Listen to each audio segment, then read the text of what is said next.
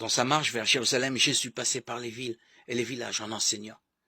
Quelqu'un lui demanda, « Seigneur, n'y aura-t-il que peu de gens à être sauvés ?» Jésus leur dit, « Efforcez-vous d'entrer par la porte étroite, car je vous le déclare, beaucoup chercheront à entrer et ne le pourront pas. Quand le maître de la maison se sera levé et aura fermé la porte, si vous, du dehors, vous vous mettez à frapper à la porte en disant, « Seigneur, ouvre-nous », il vous répondra, « Je ne sais pas d'où vous êtes. » Alors, vous vous mettrez à dire, « Nous avons mangé et bu en ta présence et tu as enseigné sur nos places. » Il vous répondra, « Je ne sais pas d'où vous êtes. Éloignez-vous de moi, vous tous qui faites le mal. » Il y aura des pleurs et des grincements de dents quand vous verrez Abraham, Isaac et Jacob et tous les prophètes dans le royaume de Dieu et que vous serez jetés dehors. Alors, on viendra de l'Orient et de l'Occident, du Nord et du Midi, prendre place au festin dans le royaume de Dieu. Oui, il y a des derniers qui seront premiers et des premiers qui seront derniers. Luc 13, 23-30. Par Jésus, les fils déchus d'Adam deviennent fils de Dieu. Il n'a pas honte de les appeler frères, Hébreux 2, 11. La vie chrétienne doit être une vie de foi, de victoire et de joie en Dieu. La joie du Seigneur est votre force, Néhémie 8, 10.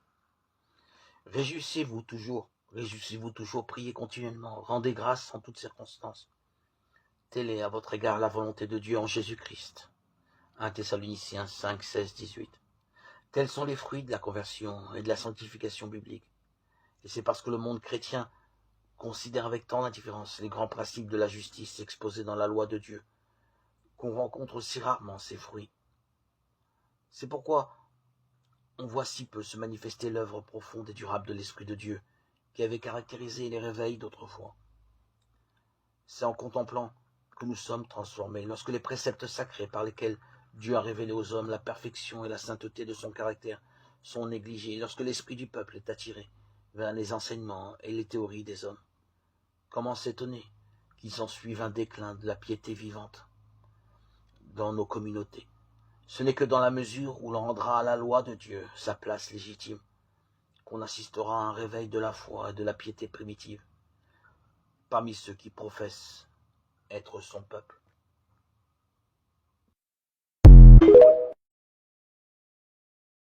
Pourquoi Joseph voulut-il renvoyer Marie? Il a voulu la renvoyer pour la même raison qu'a poussé Pierre à repousser loin de lui le Seigneur, lorsqu'il lui dit « Éloigne-toi de moi, Seigneur, car je suis un pécheur » Luc 5, 8. Joseph la voyait avec tremblement porter la marque la plus certaine de la divine présence, et nous pouvons pénétrer ce mystère.